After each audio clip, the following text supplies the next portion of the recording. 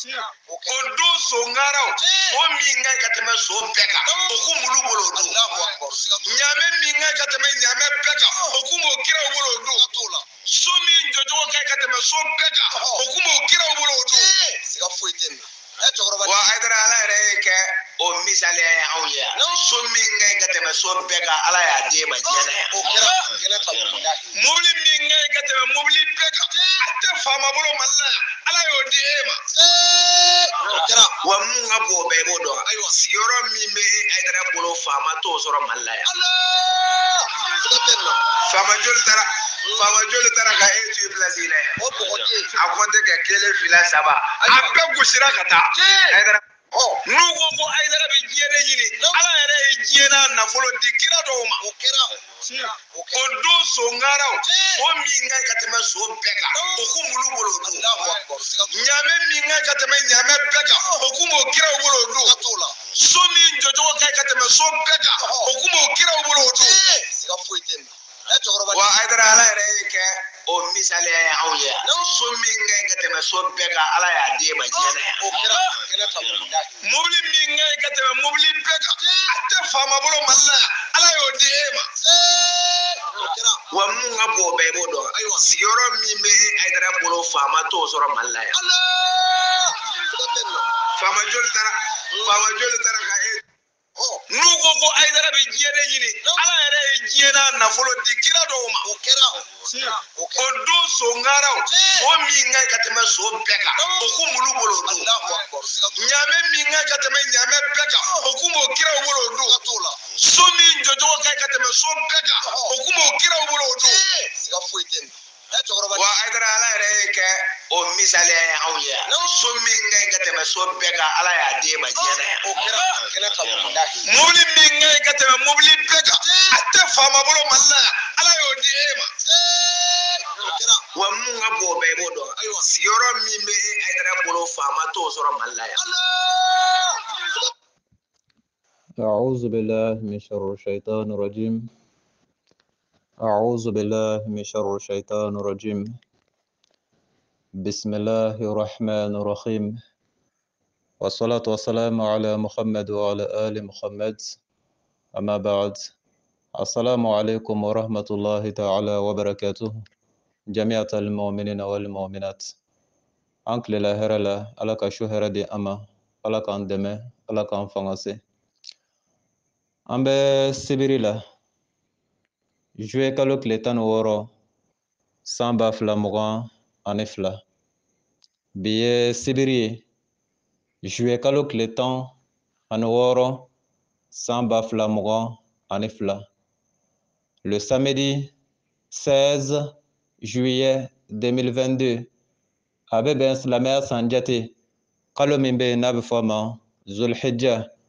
a tile 17 san 1443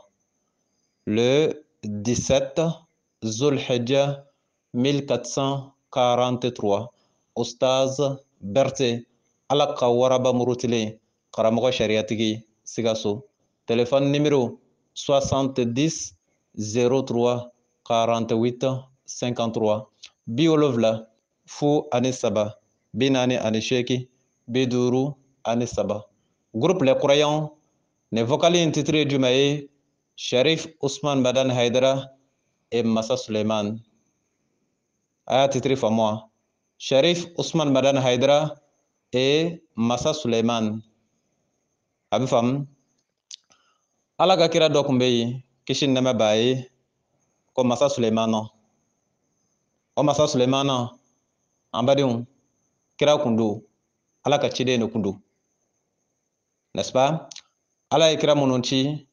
Massa Suleiman kun bɛ olu la n'est-ce pas a kɛra ciden ye ala ye se ni bonya ni kɔrɔta caman di ciden min ma o la dala la ko Massa Suleiman n'est-ce pas an badenw Sharif Ousmane Madan Haidara ani a ka maaw o wulila o dɔw quoi mais presque an yɛrɛ bɛ se ka ninnu bɛɛ kɛ kelen ye parce que ce sont les oiseaux des mêmes espèces qui volent ensemble. Kɔnɔ minnu ye suguya kelen ye a ka ca la o kɔnɔw de bɛ wuli ɲɔgɔn fɛ olu de bɛ taama ɲɔgɔn ye. N'i ye kungo sogow ta k'o lajɛ sogo minnu ye suguya kelen i b'a sɔrɔ olu de bɛ taa fankelen olu de bɛ tagama ɲɔgɔn fɛ. Donc Cherif Ousmane Madani Haidara a n'a nɔfɛmaw Ansardine a sela niveau la an k'o bɛɛ bila minɛ kelen kɔnɔ parce que ils sont tous des poissons du même marigot. Donc o wulila o ka manipulation na bele o wulila o ka mɔgɔ kunkolo ɲagamu na bele. N bɔla ka vocal min bila la sisan o ye Haidara den dɔ bɛ yen k'a fɔ a ma ko Ibrahim n'o b'a wele ko Iba, n'est-ce pas? Min bɛ Haidara lase kungo caman ma a denw cɛla nin y'a dɔ ye. C'est-à-dire a den min bɛ a yɛrɛ lase kungo caman ma nin y'a dɔ ye. Juguya kan tɛ dɛ. N'a y'a diya a k'a lamɛn n'a y'a diya a k'a to yen. Maa min bɛ tiɲɛ fɔ i ye o de ye nin ye. Cherif Ousmane Madani Haidara i den Iba Ibrahim Haidara ni bɛ janto i yɛrɛ la a b'i se ko ma. C'est-à-dire a bɛ ko bila k'i sɔrɔ komi kun man kan k'i sɔrɔ quoi. Komi n'i kun bɛ se k'a éviter. K'a kun kɛ jumɛn ye? A bɛ wagati jan bɔ a ka kumaw bɛ talo ka taa. C'est-à-dire a bɛ ka kɛ bɛɛ ɲɛna a bɛ ka k'an bɛɛ ɲɛna yan. Mais jusqu'à présent n'aw y'a ye a bɛ ka continuer k'a kɛ o kɔrɔ a bɛ ka kɛ n'i ka diɲɛ ye a bɛ ka kɛ n'i ka sɔn ye. N'i y'a to a bɔ la n'a y'i kɛɲɛ i ka so kɔnɔ n'a bɔla a bɛ fɔ i ye ko n'i k'i ɲɔgɔnna tɛ yen a dɔ la i ba wolo la i ɲɔgɔnna tɛ yen. Mais n'i bɔla kɛnɛ kan i na cɛw sɔrɔ yen n'i ko k'i a tɔgɔ di i kunkolo ka bon n'i ɲagali i kunkolo la k'a ka bon n'i ma farati ka taa yɔrɔ dɔw la i na taa bɔ maa kan ye min ɲɛkisɛ dama ka bɔ i kunkolo kuturu bɛɛ ye. Donc n'o kɛla i n'a dɔn jaa i mana ɲaga i yɛrɛ la cogo o cogo i ta bɛ don dɔ ta kɔnɔ. O kuma kɔrɔ ye jumɛn ye? A bɔla k'a ka kuma mɛn sisan ko mɔgɔ dɔw ko Cherif Ousmane Madani Haidara k'a bɛ diɲɛ de ɲini. Ko bon ni Cherif Ousmane Madani Haidara bɛ diɲɛ ɲini ko Ala ka kira dɔw bɛ yen ko Ala ye diɲɛ ni a nafolo ni a masiriw di olu ma k'o kiraw bɛ yen. Ko bon Ala ye Cherif Ousmane Madani Haidara kɛ o masali dɔ ye k'a kun kɛ diɲɛ masiri minnu b'a bolo dofini minnu b'a bolo mɔbili min b'a bolo n'a ɲɔgɔnna tɛ faama bolo Mali la ani a siyɔrɔ a siso n'o ɲɔgɔnna tɛ faama bolo Mali la ani a bɛ place min na n'o ye diinɛ lase place ye. An badenw ne mako bɛ nin kuma in kelen kelen bɛɛ la ka se k'a walawala aw ka faamu. Komi aw b'a kalama cogo min na ninnu Ansardine maaw Cherif Ousmane Madani Haidara a n'a dɔgɔninw o kɔrɔ a nɔfɛmaw à tout moment ninnu de bɛ lavage cerveau k'aw kunkolo la. O bɛ sanu yira aw la bi k'a yira aw la sanu ye couleur ye nɛrɛmugu ye. Sanu couleur nɛrɛmugu don n'est-ce pas? D'accord. O bɛ sanu yira aw la bi nɛrɛmugu don. Mais sini o b'o sanu kelen ta k'o yira aw la sanu couleur ma falen dɛ sanu ye nɛrɛmugu ye toujours. Mais o b'aw gosi aw hakili la k'a fɔ aw ye ko sanu ye jɛma ye ka dɔnnibaya fini da u yɛrɛ la k'aw gosi ka se niveau la aw ɲɛ bɛ sanu ye nɛrɛmugu don nka aw bɛ tugu u nɔfɛ k'a fɔ ko jɛma don k'a sɔrɔ aw b'a dɔn tigitigi sanu ye nɛrɛmugu ye. Kuma in kɔrɔ ye jumɛn ye? O bɛ fɛn dɔ yira aw la bi ko nin man ɲi n'est-ce pas? Aw bɛ sɔn u ye bi k'a man ɲi mais sini o bɛ n'o fɛn kelen ta k'a yira aw la k'a ka ɲi ko foyi t'a la. Et puis encore o bɛ tila o bɛ a essayer k'aw kunkolo ɲagamu pour k'a yira aw la k'a ka ɲi ko foyi t'a la alors que olu kelen o kun ko aw ma kunun k'a man ɲi mais bi a ɲɛna alors que a bɛ ka fɔ domaine kelen de la n'o ye silamɛya ye. O kuranɛ ma yɛlɛma o Ala ma falen o Ala ma taa retraite la o kira ma changer mais cogo di kunun a man ɲi bi a ka ɲi kunun a man ɲi dalilu sɔrɔla o la bi fana a ka ɲi dalilu fana sɔrɔla o la mais ça veut dire quoi ce genre d'histoire là? Kunun sanu ye jɛma a tɔgɔ di sanu ye couleur nɛrɛmugu ye dalilu sɔrɔla o la bi sanu ye jɛma ye dalilu fana sɔrɔla o fana na o tuma na mun kɛla de an badenw Obega Sherif Ousmane Madani Haidara ani Massa Souleymana ka c'est-à-dire obega Haidara de comparer Massa Souleymana na quoi parce que ako kira do mais kira min de do na kila silamɛya la a kira dɔlen no kaban nkan tɛ kira tɔgɔ ma dɛ mais Massa Souleymana n b'o ta exemple ye n'est-ce pas ko kun kɛ jumɛn ye ne ni Haidara denkɛ Tijani an tolen débat la an taara se débat laban yɔrɔ la ne da selen diɲɛ masiri ko kuma ma parce que ne y'a f'u ye maa o maa ye diɲɛ ni diɲɛ masiri kanu o lahara o tigi bɛ jahanama kɔnɔ aw y'a faamu wa maa o maa ye diɲɛ ni diɲɛ masiri kanu o lahara o tigi bɛ jahanama kɔnɔ diɲɛ ye kafiriw de ka aljana ye mais diɲɛ ye muminiw de ka kaso ye duniya sidnul mu'min wa jannatul kafir o tɛ ne ka kuma ye Muhamadu ko kisi nama b'a ye a n'a ka so o diɲɛ ye mumini ka kaso ye nka maa o maa bɛ yen ko i ja diɲɛ kɔnɔ maa o maa bɛ yen ko diɲɛ kɛla e ka aljana ye ko tɔgɔ fila t'i la silamɛya la e ye kafiri yɛrɛ de n'est-ce pas o bɛ mun yira i la so in ye fila de ye n'i ye kelen ta i bɛ jɛn kelen kɔ n'i ye diɲɛ ta i bɛ jɛn lahara kɔ n'i ye lahara fana ta i bɛ jɛn diɲɛ kɔ mais k'a fɔ k'i b'a fila kɛ ɲɔgɔn fɛ on peut pas souffler le chaud et le froid en même temps c'est pas possible on peut pas aimer l'au-delà et la vie présente en même temps c'est pas possible diɲɛ kanu lahara kanu olu t'i ɲɛ dusukun kelen kɔnɔ parce que diɲɛ et lahara la des choses contraires donc tu peux pas aimer des choses contraires en même temps c'est pas possible en même temps c'est pas possible diɲɛ ni lahara ye contraire de aksu donc ni dusukun ye diɲɛ minɛ en ce même moment là et dusukun tɛ se ka lahara minɛ c'est pas possible parce que diɲɛ ni lahara ye contraire de n'est-ce pas ala ko mumin kan ka lahara de kanu ka ban diɲɛ ye mumin man kan tɛ ka ye k'i bɛ i ja diɲɛ kɔnɔ comme si i bɛ kɛ diɲɛ den dɔ ye n'est-ce pas an badenw ne y'a dalilu wuli ne ni Tijani kɛlen ka débat kɛ ne y'a f'u ye diɲɛ masiri ani k'i ɲɛbɔ diɲɛ fɛ n ko a bɛ maa don jahanama kɔnɔ débat kɔnɔ Tijani sɔnn'a ma ko can don ne hakili la mɔgɔ minnu ye débat lamɛn o bɛ se ka seereya mais an taara se débat laban yɔrɔ la comme kuma ale de bɛ kuma laban na donc a ye mun sɔrɔ k'a fɔ ko non ko Massa Souleymana tun bɛ yen ko ala ye fɛn caman k'ale ye donc o tun ye masa ye fɛn caman caman tun b'a bolo nafolo caman tun b'a bolo se caman tun b'a ye donc ko diɲɛ masiri tɛ maa don jahanama kɔnɔ dɛ ko n'a y'i bɔ ala kɔ tuma min ko o tuma de i bɛ don jahanama kɔnɔ ko mais i b'i ja diɲɛ kɔnɔ diɲɛ n'a masiriw a luxew a bazɛngaraw a voiture dagabanaw a n'a villa cɛɲumanw k'i bɛ nin bɛɛ kɛ mais nin bɛɛ la tant que a m'i bɔ ala kɔ k'i tɛ don jahanama kɔnɔ ne ko n k'u ka minute kelen dɔrɔn di ma n bɛ se ka kuma in rectifier o ma sɔn débat kɔnɔ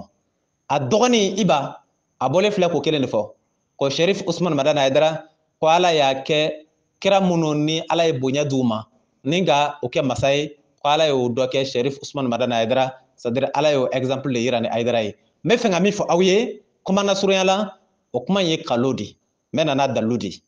aw y'a faamu wa k'a fɔ ala ye min kɛ Massa Souleymana ye k'o de ye prévu ye min b'a yira Sherif Ousmane Madani Haidara k'i jaabi min b'a yira Sherif Ousmane Madani Haidara ka 100 bazin don min b'a yira ko Sherif Ousmane Madani Haidara k'i da voiture kɔnɔ voiture min tɛ faama bolo Mali la yan walima a k'i da villa kɔnɔ villa min ɲɔgɔnna tɛ faama bolo Mali la yan an badenw o kuma in ye kalo ye ça suffit pas pour preuve a bɛ kan ka faamu wa cɛ sanu dɔnbali de bɛ sanu zira ɲagami ɲɔgɔn na sa n'o tɛ n'i y'a da dɔnba jɔnjɔn ma a b'a dɔn suguya kelen tɛ mais maa min tɛ sanu zira dɔn ka bɔ ɲɔgɔn na n'i ye zira yira la ko sanu don a dɔ la a b'a minɛ ko sanu don parce que a t'a dɔn de est ce que a faamu ne ti fɛ ka ne to yen ninnu ka se k'aw gosi aw hakili la quoi aw bɛ kan ka faamu wa n bɛ na n'a ye sisan i b'a ye n b'a di ma jate dama damani na dɔrɔn premièrement jate fɔlɔfɔlɔ i hakili sigi dɛ i hakili sigi i bɛ n'o ka complot ye sisan y'a dɔn o ye exemple ta Massa Souleymana de kan ou bien masa minnu ni walima kira minnu ni ala y'o kɛ masa ye ni ka se caman d'u ma ni nafolo caman tun b'o kun n'est-ce pas olu bolo o kiraw y'o ja wa o ye diɲɛ kanu n'est-ce pas donc ko Haidara bɛ k'o ɲɔgɔnna de kɛ donc baasi t'a la donc i hakili sigi an ka taa dɔɔni ne bɛ ɲininka o une simple question Massa Souleymana o ani kira Muhamadu kisi nama b'o fila bɛɛ ye jɔn de ci la ka kɔn jɔn ɲɛ ne bɛ fɛ k'i ɲininka Massa Souleymana y'a dɔn kira kun don Muhamadu kira fana de kun don Muhammadu ni masa Sulemana jɔn cila ka kɔn jɔn ɲɛ an ka taa dɔɔni bayi a ti fereke yan ne bɛ yan n b'a woloma sisan sa i bɛna ye masa Sulemana ani Muhammadu jɔn cila ka kɔn jɔn ɲɛ ɲininkali de bɛ yen Haidara e n'i ka maaw e ka maa minnu ye mana biri maaw ɲɛ kan ko masa Sulemana ka nafolo n'a ka hɛrɛw dagala ye donc e b'i ja voiture luxe kɔnɔ e b'i ja 100 bazin kɔnɔ e b'i ja villa cɛɲuman climatisé kɔnɔ da an k'a kɛ masa Sulemana ta ye n'est-ce pas fɛn caman kɛla masa Sulemana ye mais Haidara e n'i ka maaw ne bɛ fɛ k'aw ɲininka masa Sulemana de cila fɔlɔ ka sɔrɔ ka Muhammadu ci wa ou bien Muhammadu de cila fɔlɔ ka sɔrɔ ka masa Sulemana ci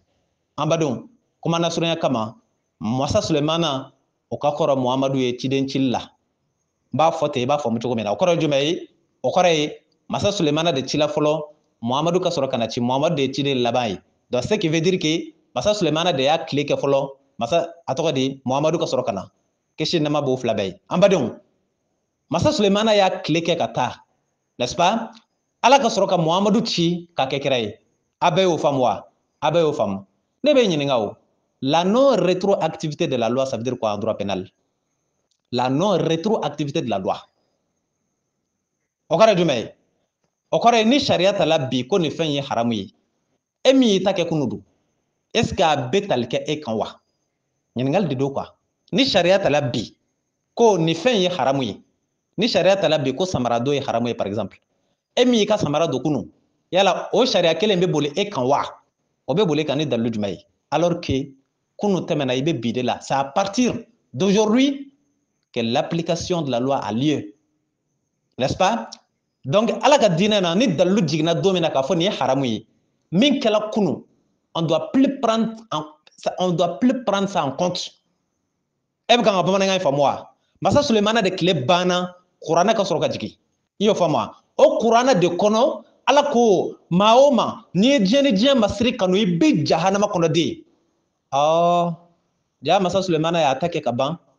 kuranɛ ka sɔrɔ ka jigin ka haramuya ja a kɛla tan de awɔ a kɛla ten masa Sulemana ta banna de kuranɛ ka sɔrɔ ka haramuya donc par conséquent a bɛ daminɛ kuranɛ y'a haramuya don min na fo ka taa bila diɲɛ wuli mais a tɛ segin kɔfɛ bilen parce que kɔfɛla sen t'a la la non rétroactivité de la loi pénale e bɛ kan ka faamu wa kɔfɛla sen t'a la o banna de o donc maintenant a haramuyali daminɛna don min na de a bɛ daminɛ de fo lahara an ka kɛ ala ye masa Sulemana ta daga ye o banna mais masa Sulemana ta kɔfɛ kuranɛ de jiginna k'a fɔ bɛɛ ye maa o maa n'i ye diɲɛ ni diɲɛ masiri kanu i ja hadamaden i b'a kɔnɔ de an tɛ taa kuranɛ kɔnɔ an ka taa lajɛ yan'aw bɛna mana da maaw ɲɛ kan ko kira dɔw tɛmɛna dɛ ala ye hɛrɛ k'u ye dɛ sow kun b'u bolo dɛ a donna ta a bɔla tan dɛ donc Hayidara fana bɛ yan dɛ voiture b'a bolo n'importe quoi kira minnu tɛmɛna n k'olu tile banna de kuranɛ min nana dun le Coran est en vigueur le Coran est en vigueur a haramuyala don min na a bɛ daminɛ o don de et non don minnu tɛmɛna ka kɔrɔ ala b'a fɔ don min na ni maa min ye diɲɛ ni diɲɛ masiri kanu o tigi bɛ jahanama kɔnɔ o y'a sɔrɔ masa Sulemana tun bɛ yen wa o y'a sɔrɔ o tile banna de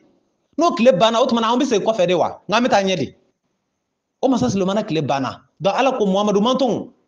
an ka taa kuranɛ yɛrɛ kɔnɔ dɛ an ka lafiya siɲɛ kelen an ka taa chapitre 11 verset 15-16 a bɛɛ ka kuranɛ dayɛlɛ contre ces genre de type là ne yɛrɛ t'a dɔn ninnu bɛ min nɔfɛ ala ko in na quoi je veux pas ce qu'il cherche au fait a bɛ taa sigi a bɛ nkalon tigɛ bɛɛ ɲɛna yongo la mɔgɔw dala kalo batigɛ ko pour que kuma kana jɔ o la mais ji min bɔnna ka ban kɔni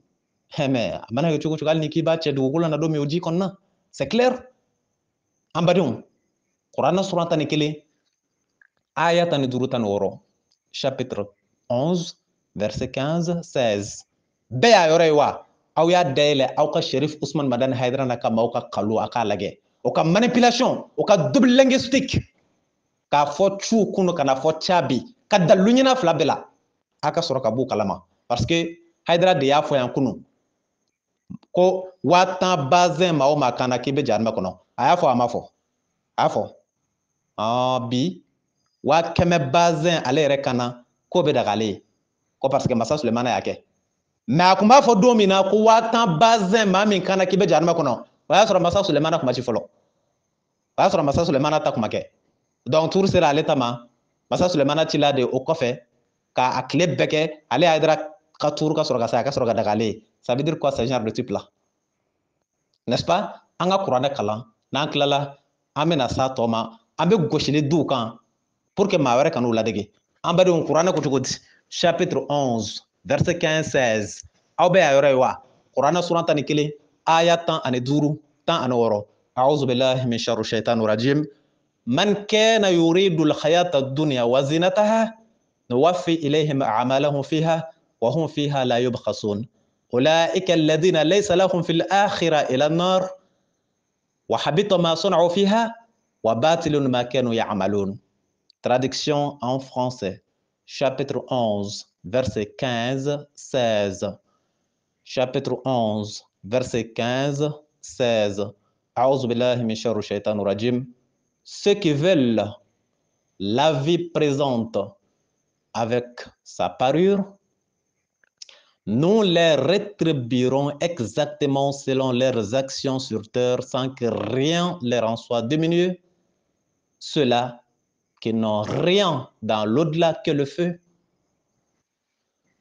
ce qu'ils ont fait ici-bas sera un échec et sera vain ce qu'ils auront œuvré. Je répète la traduction. Chapitre 11, verset 15-16. Ceux qui veulent la vie présente avec sa parure, nous les rétribuerons exactement selon leurs actions sur terre, sans que rien leur en soit diminué. Ceux-là qui n'ont rien dans l'au-delà que le feu, ceux-là qui n'ont rien dans l'au-delà que le feu, ce qu'ils auront œuvré ici-bas sera un échec, et sera vain ce qu'ils auront œuvré. N'est-ce pas? Traduction en anglais. Chapter number 11, verse number 15 and 16. God says, those who desire the life of this world, we shall pay them in full of their acts and will not withhold anything. Thus will have nothing in the hereafter but the fire. Fruitless will be what they have fashioned, and whatever they have done will perish. Ambadum, ne kuma in kɔrɔ ye jumɛn ye? Minnu bɛ arabukan mɛn, olu y'a dɔn ka ban. Minnu bɛ faransɛ dɔn, olu y'a dɔn ka ban. Minnu bɛ anglais dɔn, olu y'a dɔn ka ban. Bamanankan na Ala ko cogo di? Maa o maa, maa minnu bɛ diɲɛ ni diɲɛ masiri kanu, ko o bɛ baara min kɛ Ala ye, ale bɛ a baara bɛɛ sara d'u ma diɲɛ na yan, a tɛ foyi kɛ k'a jɛ. I bɛ kan ka faamu wa? O de la Ala ko i kana diɲɛ kanu. Sherif Usman Madani Haidara a n'a ka maaw o ka hakilina dɔnna ka ban. Diɲɛ de b'u kɔnɔ quoi. Donc en fait que diɲɛ b'u kɔnɔ, il ne cesse d'amener des preuves an k'u wele cogo di sa, des preuves bizarres pour que ka se k'u ka leur soif mondaine là, o ka diɲɛ kanu min b'u la pour que ka se k'a prouver quoi. Donc o ti dɛsɛ f'u ka dalilu ɲini hali ni dalilu in tɛ tiɲɛ ye. O de la o kɛɲɛna Muhamadu tile la ka t'u ben fo masa Sulemana tile. Ko parce que masa Sulemana tun ye masa ye, donc ce qui fait ale y'i diya diɲɛ kɔnɔ. Mais o bɔla kuranɛ yɛrɛ kɔnɔ, o ma dalilu sɔrɔ kuranɛ kɔnɔ, o ma dalilu sɔrɔ silamɛya la pepewu, o panna ka bɔ yen ka t'o bila fo masa Sulemana tile. An badenw, Ala ko maa minnu bɛ o ɲɛbɔ diɲɛ ni diɲɛ masiri fɛ. Diɲɛ ni diɲɛ masiri tɛ dɔwɛrɛ ye o. Diɲɛ kanu bɛ maa o maa dusukun na, Ala ko i bɛ jahanama kɔnɔ lahara. I bɛ seli min kɛ, n'i ye baraji sɔrɔ a la, a b'a baraji sara d'i ma a diɲɛ na yan. I bɛ sun min kɛ, n'i ye baraji sɔrɔ a la, a b'a baraji sara d'i ma diɲɛ na yan. Lahara foyi t'i bolo tasuma kɔ. Ceux-là qui n'ont rien dans l'au-delà que le feu. Diɲɛ kanu kana ye mɔmin dusukun na. N'i ye diɲɛ kanu i tɛ lahara sɔrɔ, o de bɛ kan ka f'i ye. Sherif Usman Madani Haidara tellement diɲɛ kanu y'o minɛ ka se niveau min na, a bazɛn garanw, 100 bazɛnw, voiture luxe climatisée, villa dagabana cɛɲuman climatisée, o hɛrɛ n'o harra, o donna o joli la sa, a n'a dumuni duman dagabanaw. Donc o donna o joli la, lahara ko kuma tɛ se ka f'u ye parce que o tɛna lahara sɔrɔ. Donc par conséquent, diɲɛ ja ni diɲɛ kanu min bɛ yen o tɛ wuli fo o k'o prévu de ɲini k'o di ka maaw tɔw kunkolo ɲagamu ka fara u yɛrɛw kan. Vous, et il pense que a kana k'olu dama kɔnɔ k'ala y'u dama dan quoi, c'est pas possible. K'aw bɛ na aw b'a fereke n'aw y'a fereke anw de bɛ yan k'a woloma. An badenw, nin ye ala ye min fɔ can ɲinina bɛɛ ye. Ni k'i bi ala fɛ k'i bɛ lahara fɛ i sen bɔ diɲɛ ko la. A fini dagabana modèle dɔw bɛ yen i sen bɔ a la mumini ka fɛn tɛ. Ne b'aw ɲininka o, a ye dɔnnibaw ɲininka ne ala kama. Mun de la Muhamadu ye sanu masiri haramuya a tɔgɔ di cɛw kan, musow sen t'a la dɛ. Masiri ko nin na toujours musow ta bɔda din bɛ olu ma yɔrɔ dɔw la. Est ce que i bɛ kan ka faamu? Diɲɛ masiri ko nin na bɔda din bɛ musow ma yɔrɔ dɔw la. O fana kɛla ka da sababu dɔ de kan, n'est-ce pas? O kɛla ka da sababu dɔ de kan. O ni diɲɛ kanu tɛ kelen ye. Olu masiriw bɛ i n'a fɔ ka muso cɛ ɲɛ k'a pari a cɛ kɔrɔ, k'a cɛ ɲɛ ka taa denkuni kɛnɛ kan o tɛ dɛ, k'a cɛ ɲɛ ka taa tɛnɛni ni taratani ni arabani kɛnɛ kan o tɛ dɛ, k'a cɛ ɲɛ ka taa kɔɲɔ kɛnɛ kan olu tɛ dɛ, k'a cɛ ɲɛ a cɛ kɔrɔ pour que ka cɛ minɛ cɛ kana taa haramu kɛ kɛnɛ ma, ainsi de suite. O kɔrɔ olu masiri yɛrɛ bɛ muso dɛmɛ ka cɛ dɛmɛ k'a to ala ko kanali kɔnɔ a tɛ bɔ ala ko kanali min kɔnɔ, n'est-ce pas? N'a ɲɛ bɔla olu la a cɛ fara muso kan ko i bɛ taa bɔ olu masiriw kɔnɔ k'a tɔ kɛ diɲɛ kanu masiriw, diɲɛ ɲini masiriw. Ala ko cɛ o cɛ muso o muso n'a y'a kɛ lahara ko bɛ jahanama kɔnɔ. Ne bɛ fɛ k'aw ɲininka mun na ala ye sanu masiri haramuya cɛw kan k'u kana don. Hali a bracelet, sanu bracelet a kana don i la. Sanu chaîne a kana don i kan na, n'est-ce pas? Sanu bolola nɛgɛnɛ a kana don i bolo la. A y'u ɲininka ne ye ko mun na Muhamadu ko ten, n'est-ce pas? An badenw, ne bɛ ka nin fɔ aw ye aw de b'a faamu sinon ninnu bɛ nin bɛɛ dɔn, a ka ca la u bɛ nin bɛɛ dɔn koyi. Mais tellement ko in kanu diɲɛ t'a dɔn bɛna fɔ ye cogo min na, dɔ nana bi k'a bɛ ajouter an ka groupe la k'ale ye Sherif Usman Madani Hayidara kanuba dɔ ye, n'est-ce pas? Ne m'a fɔ k'ale bila wa? Ne ye mun fɔ a ye? Ne ko a ma n'i ye Hayidara kanuba ye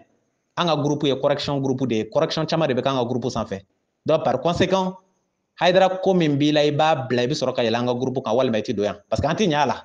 Parce que n ko ne ye maa o maa ye k'i bɛ Hayidara nɔfɛ ka Hayidara dɔn kunun ka tila k'a dɔn bi k'e tugun b'a nɔfɛ hali bi, n ko ne yɛrɛ bɛ siga i la quoi. Ne m'a fɔ ten wa? Donc o kanu dɛ n'o de bɛ maa dusukun na o de b'a to fɛn dɔw bɛ yen i tɛ se k'olu kɛ quoi. Diɲɛ kanu mana yongo mɔgɔ dusukun na ka niveau dɔ sɔrɔ ala ta dɔw bɛ yen i tɛ se k'olu kɛ bilen, c'est pas possible. An badenw, ne mako bɛ can mun na k'o fɔ aw ye k'aw tigɛ minɛ ninnu kana aw fili. Sherif Usman Madani Hayidara de y'a fɔ an bɛɛ ye yan ko dɔnnibaa minnu dala villa cɛ ɲuman climatiser kɔrɔ k'olu bɛɛ kafirila masala ko sinon diinɛ ye ɲani de, diinɛ ɲɛmɔgɔw bɛ ɲani de, olu tɛ ɲɛbɔ diɲɛ fɛ. A y'olu kuma ninnu caman fɔ kunun a ka ca, n tɛna n yɛrɛ sɛgɛn ko n b'a dɔn jouer k'a lamɛn yɛrɛ a ka ca, n'est-ce pas? O Sherif Usman Madani Hayidara kelen de k'aw ma yan. Ni maa min ye 1000 bazin don k'i bɛ jahanama kɔnɔ, dalilu b'an bolo minnu b'a yira o Sherif Usman Madani Hayidara ka bazin san wari 100 ni 70,000. A ma k'an bɛɛ ɲɛna wa? N'est-ce pas? An badenw, o n'a ɲɔgɔnna caman caman n tɛna dasa bɛɛ ma sa a ka ca. I b'a ko place min fana b'a Hayidara bolo ko faama tɛ o place ɲɔgɔnna sɔrɔ. Mais unfortunately for him, malheureusement pour lui, n'a kun danna ala ka diinɛ place kɔnɔ i b'a ye i kun ye min fɔ i fa ma can kun don parce que maa min bɛ ala ka diinɛ lase place kɔnɔ faama tɛ se k'o place ɲɔgɔnna sɔrɔ. O ye tiɲɛ ye nka yala i fa tola o place de kan wa walima a y'a charger de? I fa n'i ma se ka can fɔ i fa ye e de fakɛ don ne fakɛ tɛ han wa maaw tɛ kelen ye sinon hali ne yɛrɛ fa de kun ye Hayidara ye ne ye cɛ min ye ne tɛ dɛsɛ ka can fɔ maa ye k'i ye ne fa ye. A bɛ faamu wa? Maa minnu bɛ ne dɔn olu bɛ ne dɔn. Can fɔla i ye ani ne fa ye olu tɛ suguya kelen ye o. Fɛn dɔ de fɔ i ye ko nin de ye can ye ani ne fa ye olu tɛ kelen ye o. Ça n'a rien à voir là. Ou bien fɛn dɔ de bɛ ka fɔ ko nin ye can ye walima nin tɛ can ye ani ye ne fakɛ ye i tɛ ne fakɛ ye, ça n'a rien à voir. On veut de la vérité et non de la parenté. Fa don wa ba don wa on laisse ça. Est-ce que min kɛla can don wa kalo don?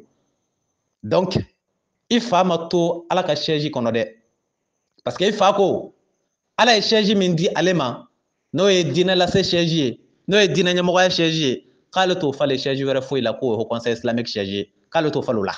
o y'a sɔrɔ a ma kɛ au conseil islamique président ye fɔlɔ donc mais bi ala ka siège a ma kun o la a bonyana ma donc a bɛ t'i sigi sisan faamaw de ka siège kan a yɛrɛ ɲumanna ko conseil islamique ye faamaw de ka fɛn tilalen ko sinon ala ko kelen t'a kɔnɔ donc i fa kana tila k'i bɛ maaw hakili suɲɛ k'i bɛ a yira maaw la k'i fa sigin bɛ ala ka diinɛ lase siège kan a bɔla o kan koyi wa i b'o kalama yɛrɛ k'a bɔla a kan mais tellement aw delilen bɛ maaw gosili la aw bɛ maaw kɛ i n'a fɔ sagaw aw bɛ maaw lajɛ comme si c'était vous seul qui étiez intelligent et que tous les autres étaient bêtes donc a b'o de bɔ kunkolo la mɛnɛ donc kana fɔ i fa k'a bɛ sigiyɔrɔ min na ko faama t'a siège sɔrɔ a bɛ faamaw de cɛla yen o Haidara kelen ko anw ma ko n'i ye dɔnnibaa ye faama nɔfɛ yaala la k'i kana i ka diinɛ ɲininkali k'a la k'o da ye filɛ kelen fiyɛ ka ban mɔgɔ minnu bɛ Haidara ka wajulu lamɛn ni ne kumana dɔrɔn exact o b'a dɔn tigitigi Ustaz Berete bɛ kan ka nin min fɔ nin ye kisɛ de parce que ne b'a Haidara dɔn de anw bɛɛ tun b'a nɔfɛ kɔrɔlen n'est-ce pas a ka wajulu ninnu caman enregistré ne kunkolo de la hali a dɔ la ne tɛ recherche k'a dɔ la a bɛ kunkolo de la a ma fɔ wa n'i ye dɔnnibaa ye faamaw nɔfɛ yaala la k'i kana i ka diinɛ ɲininkali k'a la k'o da ye filɛ kelen fiyɛ ka ban a ma fɔ wa a y'a fɔ Mali faama jumɛn bɛ yan président Kunda k'a ni Haidara ma filɛ kelen fiyɛ e b'o dɔn wa o tɔna mun kɛla di an badenw an bɛna laban ni yɔrɔ jumɛn ye kuma in koloma yɔrɔ banna o n'est-ce pas a koloma yɔrɔ banna an bɛna laban ni min ye ko ninnu kun dagala masa Sulemana ye yɔrɔ n y'o dalilu di aw ma bon hali n'a kun dagala masa Sulemana ye fɛn dɔw bɛ daga kiraw ye ani il est maa gansan a ka daga i ye ça n'a rien à voir an ka taa kuranɛ kɔnɔ ne ta kuma caman tɛ ne ta la o preuve contre preuve k'a fɔ ala ka kira dɔ ye nin ko sinama in kɛ k'o de ye preuve ye min b'a yira ko e yɛrɛ fana bɛ se k'o kɛ n bɛ n'o fana preuve d'i ma o ye kalo ye kuranɛ kɔnɔ ala ka kiraw ils sont les privilégiés ala bɛ fɛn dɔw daga olu ye mais maa tɔw mais ça c'est évident ça jamana président ta dɔrɔn i kɔrɔ i b'o min dɔn est ce que fɛn minnu daga n bɛ jamana président ye a k'a kɛ jamana kɔnɔ o fɛnw daga n bɛ jamanaden bɛɛ de ye k'a kɛ wa mais mɔgɔ dɔw fɛn dɔ bɛ daga mɔgɔ dɔw ye a bɛ place min na kama a bɛna maaw gosi o hakili la ko ala ka kira caman tɛmɛna olu nin kɛ Haidara ye kira de ye wa kira tɛ qu'est-ce qui lui donne le droit de faire ce que les prophètes ont fait ce que les messagers ont fait ala ka kira ye fɛn minnu kɛ ale droit b'ale bolo k'o bɛɛ kɛ wa n'a y'a bɛɛ kɛ a b'a yɛrɛ sɔrɔ jahanama kɔnɔ parce que ala ka kira dɔ ye fɛn dɔ kɛ ala y'o interdit kan kana kɛ n b'o dalilu d'i ma kuranɛ kɔnɔ a kana maaw hakili ɲagamu quoi an ka taa kuranɛ kɔnɔ chapitre 3 verset 49 kuranɛ suran 3 aya 49 ne y'a fɔ aw ye aw bɛɛ ka fara ɲɔgɔn kan mais ne kelen diinɛ lase kɔni na ala ye kunkolo min di ne ma a ye hakili min di yan a ye nɛn min di ne ma a ye jafara min di ne ma aw ansar din maaw bɛɛ ka fara ɲɔgɔn kan aw ka micro ta contre moi seul n'est-ce pas ne b'aw bɛɛ tɔn da dugu la ni dalilu ye n m'a fɔ ni kɛlɛ ye dɛ n m'a fɔ ni bese walima ni ho ha ye non dalilu o cɛ kelen t'aw cɛ la k'a daminɛ aw ɲɛmɔgɔ fo Sherif Usman Madani Haidara ka taa bila aw kɔma laban aw bɛɛ ka fara ɲɔgɔn kan contre moi seul ne b'aw tɔn da dugu la o fura t'aw bolo aw tɛ se k'o bali quoi a y'a faamu wa aw bɛ kalo minnu mɔntɔn k'a jagoya kɛ tiɲɛ ye fo n'a kɛla o ye walima ka ho ha kɛ jama ka tigɛrɛ fɔ fo n'a kɛla o ye mais ko dalilu contre dalilu a y'a kɔrɔbɔ nin y'a san 2 ye ne b'aw ɲɛmaa nɔfɛ a ma se ka ye a ka kɔrɔbɔ an badenw n'an taara kuranɛ kɔnɔ kuranɛ suran 3 aya 49 chapitre 3 verset 49 ala ko cogo di nabila Isa kun bɛ yen kisi nɛɛma b'a ye o nabila Isa ala y'a ci bɛnni saralakaw ma n'est-ce pas o nabila Isa ko ale cilen bɛnni saralakaw ma ko ale bɛ dilanni kɛ ka bɔ kɔnɔ na a bɛ bɔgɔ dilan k'a kɛ kɔnɔ forme ye i n'a fɔ rond point na i bɛ kɔnɔw ni samaw ni a tɔgɔ de fɛn ɲɛnamaw dilandilanlen ye cogo min na n'est-ce pas nabila Isa ko a ka maaw ma ala ye dɔnni dɔ k'ale Isa ye ale bɛ se ka kɔnɔ dilan ni bɔgɔ ye n'ale ye kɔnɔ dilan ni bɔgɔ ye ale b'a fiyɛ k'a kɛ tan n'a ye fiɲɛ fiyɛ a la dɔrɔn kɔnɔ in bɛ pan a bɛ kɛ kɔnɔ ɲɛnama yɛrɛ a bɛ wuli ka taa kuranɛ de ko ten suran 3 aya 49 ala kun y'o dɔnniya di nabila Isa ma a ka ale ala ka danfɛnw hasatan kɔnɔ a ka dilan ni bɔgɔ ye ka fiɲɛ fiyɛ a la a bɛ wuli ka taa Isa m'o kɛ wa o tɛ kuranɛ kɔnɔ wa mais Muhamadu ye mun fɔ anw ye inna ashadda an-nas yawma al-qiyamah alladhina yushabbihuna khalqa Allah aw yudahuna bi khalqi Allah mɔgɔ minnu bɛ ala ka danfɛnw surunya k'a dilan a kɛla ni bɔgɔ ye o walima a kɛla ni nɛgɛ ye o walima a kɛla ni fɛn dɔ ye o ni ala ka danfɛnw dilan i n'a fɔ kɔnɔ par exemple an ka exemple ta kɔnɔ kan komi isa kun b'o kɛ donc ko ni maa o maa y'a kɛ anw cɛla yan ko lahara maa minnu ka ɲangata ka jugu ka tɛmɛ bɛɛ ta kan ko e sen b'o la Muhamadu ja isa kun b'a kɛ koyi ja o ma daga anw y'an k'a kɛ koyi isa kun b'a kɛ o ye ala ka kira di ala y'a daga o ye mais ile adamaden gansan senni fila n'i y'a kɛ i bɛ jahanama kɔnɔ rond-point minnu bɛ fɛn ninnu dilan ka jɔ rond-point na samaw n'a minɛnw n'a fɛnw na donc ala ko ka f'u ye ko lahara o bɛ jahanama kɔnɔ sɔsɔli t'a la n'est-ce pas o ye dalilu dɔ ye min b'a yira i la fɛn dɔ bɛ da ka kiraw ye o k'a kɛ mais ile maa gansan e tɛna anw hakili gosi yan k'i bɛna diyagoya implanter anw da la ko kiraw y'a kɛ k'e fana b'a kɛ kiraw y'a kɛ e fana b'a kɛ o ye dɔnni qualité jumɛn de ye e ni kiraw de ye kelen ye wa hali n'i ma kuranɛ kalan e t'a dɔn tigitigi kiraw bɛ place min na e t'o place la fɛn dɔ bɛ se ka daga olu y'o ka place kama o tɛ daga e ye e yɛrɛ t'o dɔn i yɛrɛ ye e bɛ se k'olu ka kelen bɛɛ kɛ an badenw ne mago tun bɛ nin walawala kunkurunin de la n tɛ fɛ a ka janya il a déjà 36 minutes an bɛ nin jɔ yan ni ma to ka n banabiri aw ni ninnu ni ɲɔgɔn cɛ n'aw tora ninnu bolo o b'aw hakili bɛɛ tiɲɛ parce que o b'u dogo dɔnni de kɔfɛ k'olu ye dɔnnibaaw ye dɛ ka sɔrɔ foyi o t'aw ni intelligence min cɛ dɛ o b'aw dogo diinɛ dɔnni de kɔfɛ dɔrɔn k'aw gosi aw hakili la maa min b'i ni place dɔ cɛ i ɲɛ bɛ kɛ tiɲɛ na koyi mais i bɛ siran de parce que a b'i ni place min cɛ i b'o place de lajɛ ka taa sɔrɔ e min bɛ kan ka jɔn i yɛrɛ la dɛ e ta ye tiɲɛ ye ka tɛmɛ a ta kan ninnu bɛ fɛn dɔ kɛ aw la tuma dɔ la ni dɔnni birifini tɛ ani silamɛya birifini tɛ n'aw ni ninnu dama dɔw bilala ɲɔgɔn na a b'u feere sugu fiyɛ la k'u wari dɔn mais tellement dɔnni influence min bɛ yen ani diinɛ influence min bɛ yen o de b'a to a b'u daje k'o to yen tan donc a fɔ ko faramafɛnw de bɛ ɲɔgɔn kɛyɔrɔ dɔn n'o bɛ se k'aw gosi aw hakili la mais t'a dɔn n bɛna o exemple d'i ma i b'o faamu cogo min na quoi mais an ka jɔ yan siɲɛ kelen j'espère que laɲini faamuna ka ban a bɛ faamu voilà Ustaz Berté ala ka waraba murutilen karamɔgɔ sariyatigi Sikaso téléphone numéro 70 03 48 53 70 fu ani saba 48 50 ani saba donc bita kɔfɛ à titre de conclusion n'o y'a fɔ aw ye yɔrɔ yɔrɔ ko fɛn minnu bɛ Sherif Usman Madani Hayidara bolo nafolow la ani diɲɛ masiriw la ani diɲɛ luxe ninnu na ko ala sɔn don a y'a fɔ a tigi ye k'a ka taa kalan kɛ ko ni convient don dɛ ni convient don a ka taa kalan kɛ mais ni dɔnnibaa don a fɔ a ye k'a ka kalabaganciya dabila ko parce que kuranɛ kɔnɔ ala ko fɛn o fɛn bɛ se ka maa don jahanama kɔnɔ ko ale ala tɛ maa bila o kɛli la i ye bamanankan in faamu an bɛ segin a kan bi ta kɔfɛ ni maa o maa y'aw nɛgɛn ko fɛn minnu bɛ Sherif Usman Madani Hayidara bolo voiture luxe climatisée so dagabanaw so minnu ɲɔgɔnna tɛ faamaw bolo ani 100 ni 70 bazɛnw ko ala ka di maa don ko ala ka sɔnfɛn don ko ala jɛnbɛ n'a y'a k'a kɛ a y'a fɔ a tigi ye ni dɔnnibaa don k'a ka kalabaganciya dabila ko k'a kun kɛ kuranɛ suran 7 aya 28 chapitre 7 verset 28 chapitre 7 verset 28 ala ko wale wale bɛ yen k'a bɛ maa don jahanama kɔnɔ ale ala ti maa bila o kɛli la donc diɲɛ kanu a bɛ maa don jahanama kɔnɔ par conséquent ale ala tɛna diɲɛ kanu kolokolo k'o d'i ma k'i k'o kɛ k'ale ala jɛnbɛ n'o ye n'i y'a kɛ i bɛ jahanama kɔnɔ wa kana ala tɔgɔ fɔ dɛ n'i ye zon ta par exemple ni zon ye sonyɛni kɛ n'a sala la a bɛ jahanama kɔnɔ est ce que e bɛ sɔn k'a fɔ k'ala de y'a bila sonyɛni na k'a dakan don e bɛ sɔn n'a dakan don o kɔrɔ b'a jira ala de y'a bila sonyɛni na kɛ ala ko ale tɛ maa bila kojugu la jɛnɛyakɛ la par exemple maa min baara ye jɛnɛyakɛ ye est ce que e bɛ sɔn k'a fɔ k'o tigi dakan ye o ye ni k'o dakan ye o ye c'est comme si i ko ala de y'a bila a ka jɛnɛya kɛ ala ko ale tɛ maa si bila kojugu la la même chose maa minnu ta ye diɲɛ kanu ye ka n'a fɔ k'ala de y'a ordre d'u ma k'u k'a kɛ dɛ ala ko aw kana fɛn fɔ ale ala ma aw tɛ fɛn min si dɔn a ye kuranɛ dayɛlɛ suran 7 aya 28